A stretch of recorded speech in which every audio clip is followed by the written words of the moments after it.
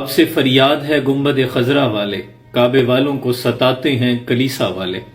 بچپن سے پڑھتے اور سنتے آ رہے ہیں کہ فلسطین یہودیوں کے قبضے میں ہے اور باقی تمام اسلامی ریاستیں آزاد ہیں، لیکن آج یہ حقیقت کھلی ہے کہ صرف فلسطین آزاد ہے، باقی تمام اسلامی ریاستیں یہودیوں کے قبضے میں ہیں۔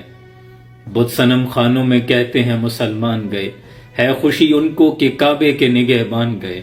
منزل دہر سے اونٹوں کے ہدی خوان گئے اور اپنی بغلوں میں دبائے ہوئے قرآن گئے۔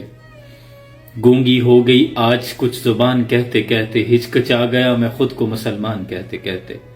خدا کے لیے ان کے حق میں بولو، ان کے حق میں نکلو، ان کے حق میں بول نہیں سکتے، نکل نہیں سکتے تو لکھو، اور اگر بول بھی نہیں سکتے، لکھ بھی نہیں سکتے تو جو بول رہے ہیں، جو لکھ رہے ہیں، ان کی حمایت کرو، کیونکہ وہ آپ کے حصے کا کام کر رہے ہیں۔ اب وہ دور نہیں رہا کہ جنگیں دو بدو لڑی جائیں، جا کر سامنے مقابلہ کیا جائے، تلواریں استعمال کی جائیں۔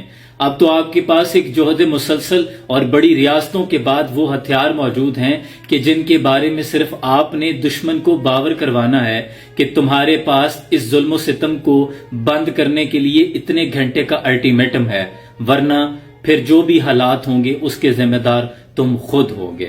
پھر آپ دیکھیں گے کہ آپ کا صرف اتنا کہہ دینا دشمن پر ایک کاری ضرب کی طرح لگے گا اور ان کے گھروں میں صف ماتم بچھ جائے گی۔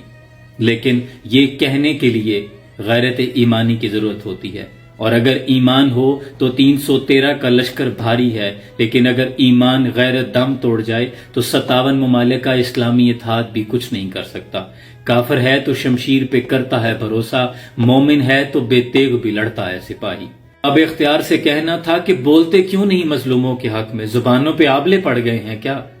پھر انتظار کرو اس روز کا جب آپ کی اس مجرمانہ خاموشی پر اللہ فرمائے گا وَامْتَازُوا الْيَوْمَ أَيُّهَا الْمُجْرِمُونَ، اے مجرموں آج کے روز الگ ہو جاؤ۔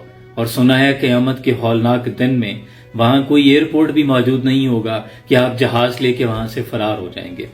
انتظار کریں، پھر وہ گھڑیاں آنے والی ہیں۔ سلام پہنچے۔